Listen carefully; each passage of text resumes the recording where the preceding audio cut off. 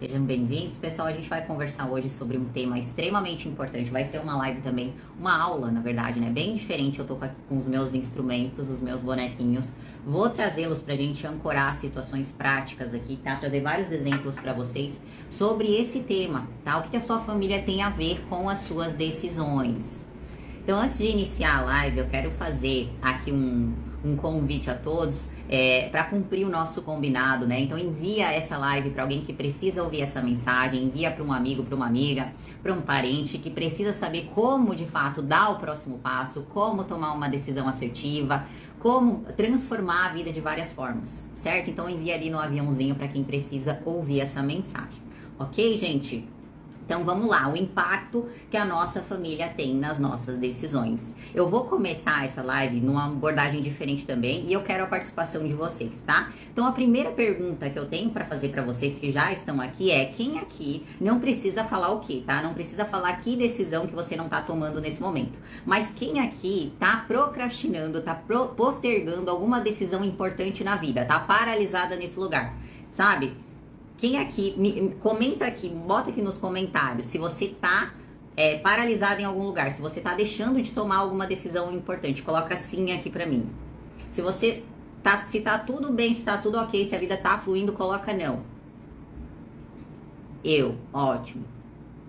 Ótimo. Ok.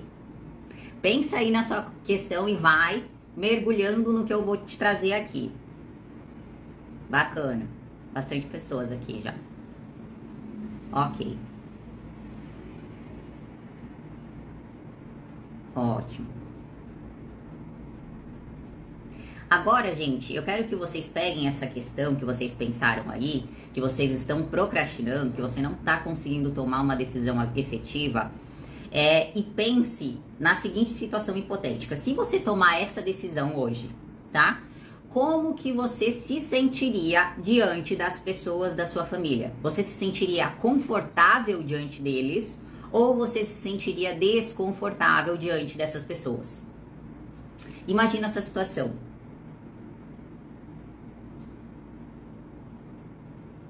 Será que as pessoas da sua família, elas te apoiariam nisso?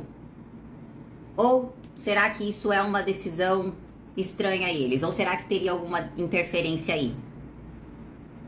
Será que eles fariam dessa mesma forma como você está pensando em fazer? Será que eles seguiriam por esse mesmo caminho?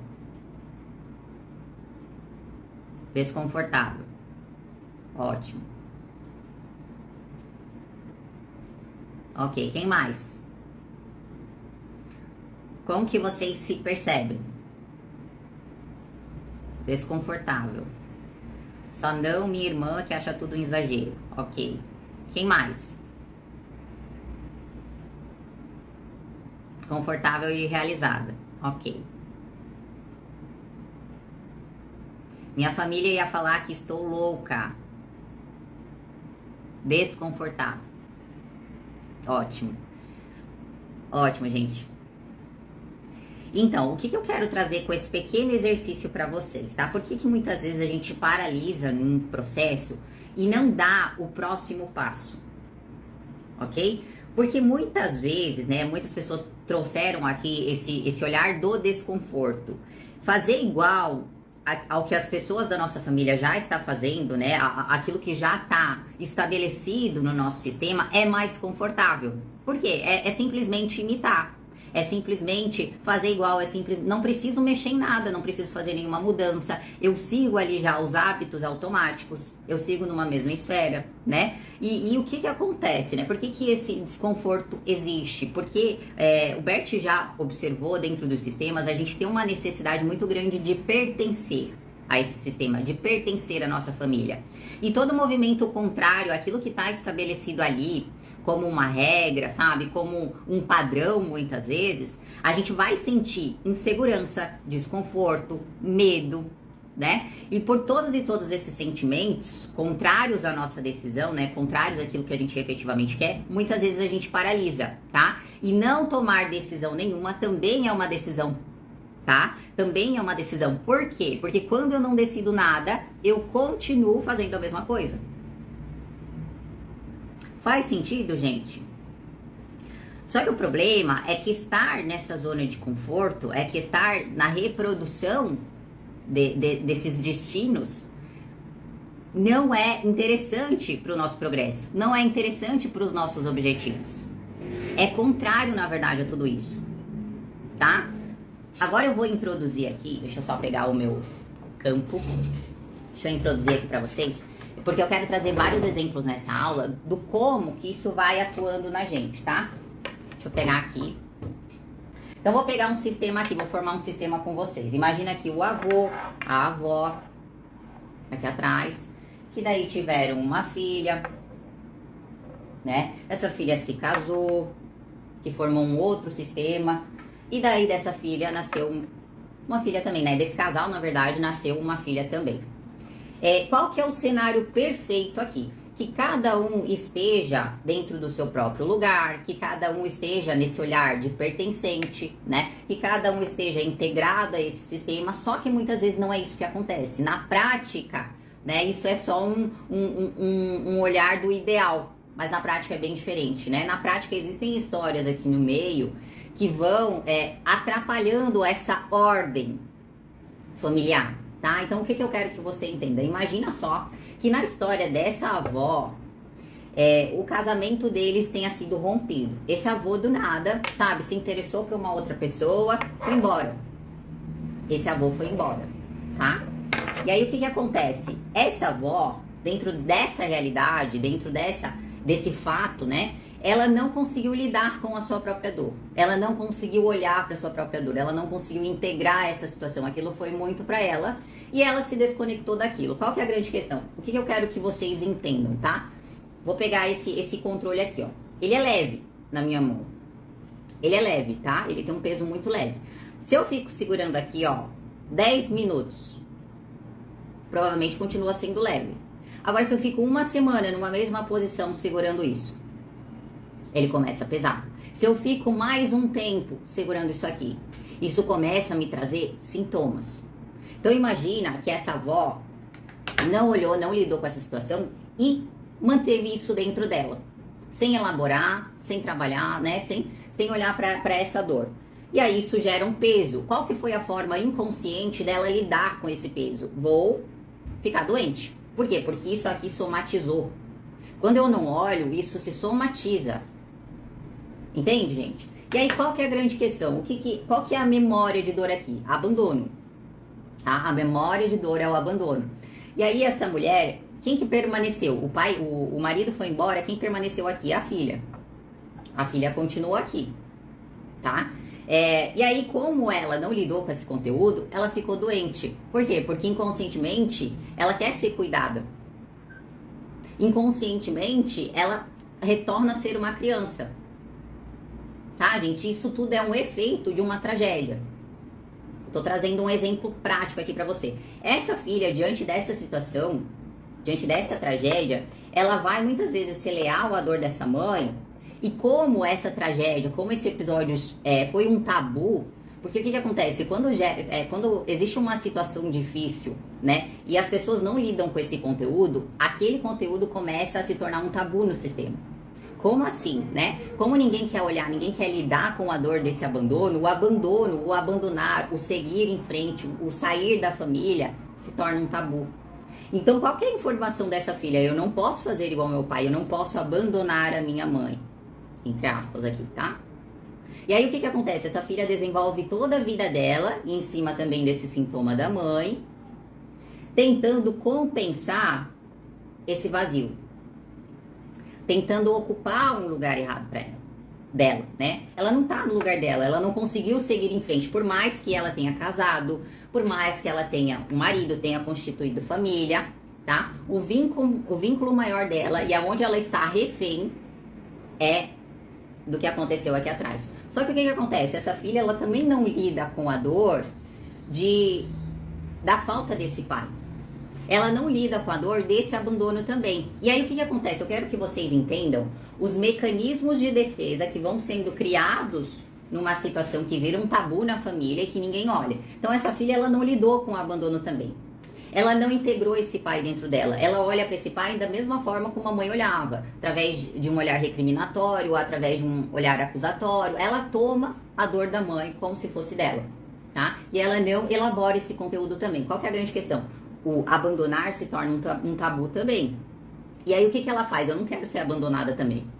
Ela começa a criar os filhos de uma maneira a se defender dessa dor. Como assim, né? Uma pessoa que ela tem a ferida do abandono, muitas vezes ela acaba fazendo muito pelo outro, então ela acaba super protegendo demais os filhos, dando tudo para os filhos, sabe? Não, quer trabalhar aqui com a mãe? Faz aqui com a mãe, vem aqui com a mãe. Dá tudo para os filhos. Por quê? Porque se eu dou tudo para o meu filho, ele não tem por que fazer sozinho, ele não tem por que me abandonar. Ele não tem por que sair daqui. Por que que ela faz isso de maneira inconsciente? Porque ela também não lidou com o conteúdo que aconteceu aqui atrás. Como que uma tragédia, um trauma, um fato vai se desenhando através de padrões de comportamento, eu vou me defendendo da dor. E para me defender da dor e para não olhar para isso, eu vou mantendo todo mundo junto, muito culpado aqui, e ninguém pode abandonar, ninguém pode fazer o que esse homem fez. Ninguém pode sair daqui, tá todo mundo preso. Faz sentido, gente? Ok? Esse é um exemplo que eu quero trazer para vocês. Agora, vamos imaginar o seguinte. Vou tirar o avô agora. Imagina que aqui tá um casal, tá? E esse homem tem um irmão, do qual em algum momento ele resolveu fazer uma sociedade e empreenderam juntos, tá? Aí esse casal tem um filho também, uma filha, né? Ok. Dessa sociedade aqui não deu muito certo, tá? E aí esse pai perdeu muito dinheiro, teve que hipotecar muita coisa, sabe? Perdeu os bens da família, entrou em muitas dívidas. Perceba, esse assunto aqui se torna um tabu também. Esse conteúdo, o empreender, se torna para a família uma regra velada de que é errado seguir por aquele caminho. Assim como na situação anterior que eu trouxe para vocês. E aí o sistema todo ele vai trazendo uma regra velada de que eu preciso seguir por exemplo, eu preciso ser CLT, eu preciso trabalhar no emprego de carteira assinada para poder ter segurança, para não acontecer o que aconteceu aqui. Então empreender é visto como errado, por exemplo, né? E aí essa filha, ela tem o desejo, muitas vezes, de seguir esse caminho, né? De ser autônoma, de fazer algo assim, mas ela sente muito medo do quê? De tomar essa decisão. Por quê? Porque aqui no sistema existe uma regra velada de que eu não posso seguir por aquele caminho. Entende, gente? Por que é difícil a gente tomar uma decisão importante muitas vezes na nossa vida? Porque às vezes aconteceu uma tragédia lá atrás no teu sistema e ele foi se desenhando, o comportamento, né, dessas pessoas foram se desenhando em prol a se defender daquela dor. Então aquilo é um risco, a gente não pode seguir por ali. Vamos todo mundo aqui fazer o que já é conhecido, o que já é, sabe, certeiro. Percebe? Agora deixa eu trazer uma outra situação. Imagina a seguinte situação. Imagina que esse casal se uniu e eles tinham um desejo muito grande de ter filho, tá? E aí, essa mulher ficou grávida. Esse aqui é um bebezinho. Não sei se vocês conseguem ver. Essa mulher ficou grávida. Só que esse bebê não vingou. Ela sofreu um aborto. O que acontece? Vem um filho depois, né? Chega depois desse irmão com toda essa expectativa, com toda essa carga, com um luto não resolvido, tá? Um lugar de expectativa muito alto. O que vai acontecer nesse filho? Muitas vezes ele vai ficar refém de ser o filho perfeito, de agradar os pais, de preencher esse script ali. É isso que eu quero que vocês entendam. O script da família de vocês, qual que é? Qual é o lugar compensatório que vocês estão ocupando na família de vocês? O que é comum da gente... Vou pegar a situação do avô lá, tá? Que essas questões nascem muito atrás já. Quando existe uma exclusão aqui desse avô... Ah, meu Deus, vocês não conseguem ver. Deixa eu tentar colocar isso aqui. Quando existe essa exclusão aqui desse avô, o que acontece? Essa mãe... Aqui, né? Imagina que você é a filha aqui. Essa mãe não consegue ocupar o lugar dela, porque ela tá tentando preencher esse vazio, tá? Só que ela leva um vazio dentro dela também, de um pai ausente, de um pai que não ficou. E ela vai pro relacionamento com essa informação. Vai se relacionar com o teu pai, com o marido dela, com essa informação. O que acontece? Esse marido não dá conta dessa demanda. Por quê? Porque ele não consegue preencher o vazio que esse pai fez. Ele não é pai dela. Só que a conta tá ali. Então essa mulher vai cobrar essa conta desse parceiro. Só que ele não consegue, né? Um relacionamento, ele só consegue compensar a si mesmo. E não questões lá pra trás. Por isso que quando a gente vai pra uma relação, a gente precisa estar adulto ali. E não olhar, entrar nessa relação através das nossas dores infantis, né? Através de todas essas carências. E aí o que acontece? Esse homem não consegue compensar. E aí o que resta aqui, né? Essa mãe extremamente ferida, já veio de um contexto difícil. Ninguém compensou essa dor dela, também existe um vazio. Essa filha fica refém desse lugar também. Né? E essa informação de eu não posso abandonar a minha família, eu não posso abandonar a minha mãe, eu não posso abandonar os que estão aqui, fica dentro dela. Porque essa é a regra velada do sistema. Não é permitido para você sair daqui. Certo? E aí o que acontece? Muitas vezes essa filha ela vai ficar aqui refém, ela não consegue estabelecer um relacionamento afetivo, né? Os relacionamentos não vingam, não vão pra frente, não consegue muitas vezes ter força na carreira, na profissão. Por quê? Porque se eu não tenho força, eu fico aqui seguindo o script.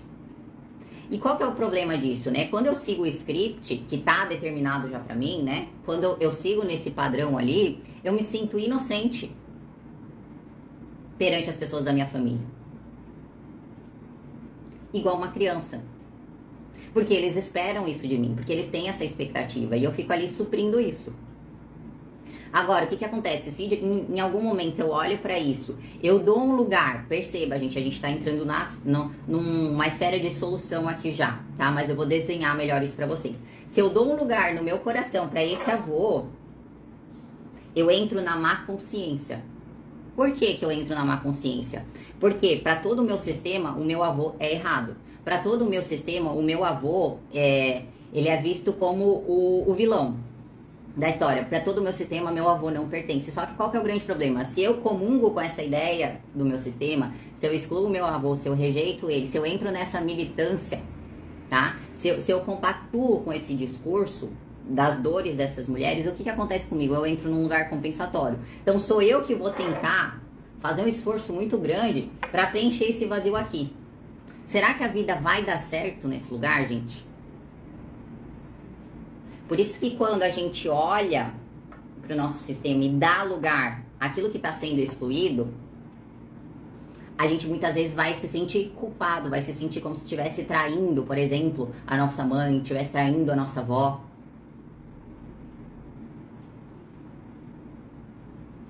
Por quê? Porque eu não compactuo mais com essa ideia. Certo?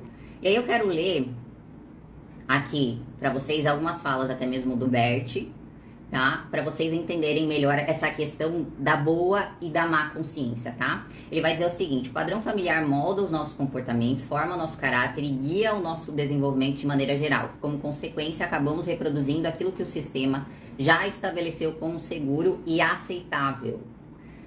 E por que a gente faz isso, gente? Porque todos querem se proteger dessa memória. Ninguém quer olhar, ninguém quer mexer nisso. E é só aquele que olha, que dá espaço, que inclui, que pode se libertar desse lugar errado. A gente não sai do sistema, tá? A gente não sai do sistema. A gente inclui aquilo que precisa ser incluído. A gente já vai entrar nesse lugar. Aí ele vai dizer o seguinte: quando pensamos, sentimos ou agimos em discordância das expectativas e exigências do grupo ao qual desejamos pertencer, sentimos medo, insegurança e culpa. E é exatamente isso que Bert Hellinger chama de má consciência. Por outro lado, quando pensamos, sentimos e agimos de acordo com as expectativas e exigências desse grupo, sentimos que somos acolhidos e que pertencemos a ele. Essa é a boa consciência. E eu quero que vocês entendam que essa boa consciência que ele traz na teoria dele não quer dizer exatamente fazer o bem, tá? Muitas vezes de boa consciência a gente faz o mal também. A gente age de uma maneira bem extrema também muitas vezes, tá? Então a boa consciência, ela quer dizer a tranquilidade do pertencimento. Eu estou pertencendo, eu estou pensando igual a minha família, eu estou fazendo igual a eles, tá? E a má consciência é o medo e a incerteza da exclusão. Porque pensa só, Se o tabu do meu sistema é meu avô abandonou a família e eu quero seguir a minha vida, e eu quero, sei lá, me casar e construir o meu próprio sistema e sair desse emaranhado, né? Deixar de ocupar um lugar compensatório, eu entro num lugar onde se ele foi excluído, eu também posso ser. E aí eu sinto medo. Eu sinto medo que isso aconteça comigo também. E aí eu freio esse meu desejo. Certo? Deixa eu ver aqui. O Bert disse o seguinte também numa fala dele. Pode-se dizer que seguimos numa consciência grupal nas suas tradições e padrões morais, e o que é novo se torna ameaçador. Nesse contexto fica claro que nesse trabalho atua duas consciências, a boa e a má consciência. E não é exagero afirmar que os conflitos de guerra provêm dessa boa consciência, onde cada grupo quer defender a todo custo suas ideologias e faz com que se sintam melhores que os outros. Assim, o conflito sempre termina no fracasso, pois nega o que é evidente e o que só pode ser resolvido na alma. O que eu quero que vocês entendam com essa fala do Bert? O Bert, ele viveu no contexto da Segunda Guerra Mundial, tá? Ao fim da Primeira Guerra Mundial, a Alemanha, ela foi muito chancelada ali, né? Ela não teve uma boa posição, vamos dizer assim, sofreu muito com o fim da Primeira Guerra lá e com as sanções que ela recebeu. O que aconteceu? Na Alemanha foi acumulando uma raiva, né, por conta desse desfecho. E aí surge no meio de tudo isso o Hitler, né? E o Hitler começa a implementar uma ideologia naquele povo de nós somos a raça pura. A gente precisa exterminar tudo que é contrário, né? Nós somos melhores do que isso. E a grande questão é que muitas pessoas ali naquele contexto, com aquela raiva reprimida, começaram a compactuar dessa mesma ideia também. E agindo de boa consciência, né, acreditando nesse lugar de superioridade moral, de que a gente precisa realmente vingar algo, eles matavam pessoas, né? Eles fizeram o que fizeram, na verdade. Então, gente, eles fizeram o que fizeram de boa consciência. Muitas vezes. E quantas vezes a gente, dentro dessa boa consciência, dentro desse padrão instalado, por exemplo, a gente olha para o nosso marido, olha para nossa esposa e age com agressividade em relação a eles. Quantas vezes a gente diminui uma pessoa que teoricamente a gente fala que ama? Quantas vezes de boa consciência a gente age nesse lugar? Quantas e quantas vezes a gente também faz isso com os nossos filhos? A gente agride eles de boa consciência, por quê? Porque eu aprendi lá no meu sistema que amor era isso. Eu aprendi lá no meu sistema que é assim mesmo, que relacionamento é isso, que relação mãe e filha é isso. Percebe? Essa é a boa consciência, mas não quer dizer que ela é realmente boa. Ela só quer dizer que eu me sinto inocente, mesmo agindo de uma forma a prejudicar os outros, a diminuir os outros. Certo? E aí o que o Bert vai completar? Ele vai dizer assim, ó, quando se rejeita alguém, uma outra força superior psíquica o conduz a dar ao rejeitado um lugar na sua alma. Assim, a paz só acontece quando o indivíduo que está na boa consciência compreende o lado perigoso dessa consciência e passa a olhar todos como iguais. Onde começa, portanto, a grande paz? Ela começa onde termina a vontade de extermínio, seja como for que o justifiquemos, e onde o indivíduo reconhece que não existem seres humanos melhores e piores. Todos estão enredados de seu modo particular, nem mais e nem menos do que nós. Nesse sentido, somos todos iguais, tá? O que é comum de acontecer? E aí, pegando de novo esse exemplo que eu trouxe pra vocês. Quando a gente olha de fora, né? Quando a gente, por exemplo, é a filha aqui nesse contexto, e recebe apenas uma única informação, existe um ruído aí. A informação que eu tenho daqueles que ficaram, né? Da minha avó, da minha mãe, é que esse avô foi embora. É que esse avô abandonou a família. Mas o que se passa com esse avô? Qual que é a história desse avô? Qual que é o contexto? O que realmente acontecia nesse casamento? Entende? A gente olha muitas vezes a vida de uma maneira linear, de uma maneira, como que eu posso dizer? Cartesiana, sabe? Colocando um bom e um mal. Agora, quando a gente olha para os dois contextos e entende um relacionamento é feito de duas partes, existe 50% de cada um de responsabilidade no que foi vivido ali. E se eu elejo um inocente só, né? E se eu tomo partido nesse sentido, eu fico refém de um lugar compensatório. Como assim? Então eu olho pra essa avó, eu olho pra essa mãe, coitadas. Eu preciso ficar aqui porque elas não vão suportar se eu seguir a minha vida. Será? Será, gente? Porque muitas vezes aquilo que o outro precisa é ter os seus próprios desafios nas mãos. Uma pessoa, ela só consegue, de fato, mudar algo que está sobre o colo dela, entende? Que está sob a responsabilidade dela. Agora, se outras pessoas estão tomando essa responsabilidade para si, como é que eu vou lidar com esse conteúdo? Se tem alguém fazendo por mim? Percebe, gente?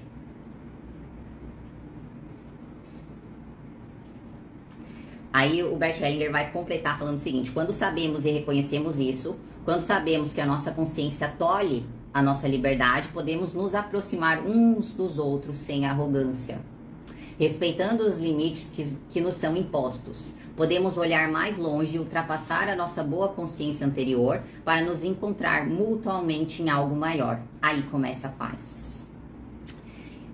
O que eu quero que vocês entendam? A constelação, sobretudo, o pensamento sistêmico, ele é uma ferramenta de ordem, tá? O que eu tô trabalhando com vocês aqui? Lugar de força. E quando a gente olha para os sistemas e tem peças excluídas e tem conteúdos não vistos, não trabalhados, né? Muitas vezes vão haver essas compensações. Muitas vezes você vai estar ocupando um lugar que não te compete. E é por isso que na tua vida você não tem força. Por quê? Imagina o seguinte, gente, agora deixa eu tirar os comentários novamente. Imagina todo esse contexto aqui para trás, essa desordem. Deixa eu só pegar isso aqui. Aí você já adulto aqui, tá? Ok, esse aqui é o teu sistema, com toda a desordem dele. Aqui, eu vou botar esse simbolismo aqui, tá? Vai representar a vida e os teus objetivos. Teus objetivos estão aqui pra frente. Mas aonde que você tá? Tá aqui, olhando pra trás. Tentando ocupar o lugar do teu pai, que não foi suficiente pra tua mãe. Tentando ocupar o lugar do teu avô, que foi embora. Ou tentando ocupar o lugar da tua mãe pro teu pai, porque ela não fazia nada direito e você ouvia tudo isso e você tá tentando ser uma mulher melhor nesse contexto aqui. Você não sai do emaranhado se você continua ocupando esse lugar errado. Certo? O que a gente precisa fazer? Olhar para todos com o mesmo amor. Se desidentificar dessas histórias, desse script que foi contado para nós, né? E abandonar isso. Deixar isso com cada um. Olha, mãe, eu sinto muito pelo que aconteceu na sua história, mas eu sou apenas a sua filha. Eu vejo essa dor, eu sinto essa dor. E durante muito tempo eu carreguei isso. Mas isso é muito pesado, eu não dou conta. Eu não consigo compensar a falta que o teu pai te fez. Eu não consigo compensar a falta que o meu pai, que o teu marido te fez. Esse lugar não é meu. Percebe? A partir do momento que você inclui, olha pro seu avô também aqui e fala: meu avô, você faz parte. Através de você eu tenho vida. Se você não existisse, eu também não existiria. Percebe, gente, a força dessa fala? Se você não existisse, eu não existiria. Eu não estaria aqui. Você faz parte. Independente do que tenha acontecido aqui, o seu lugar é seu.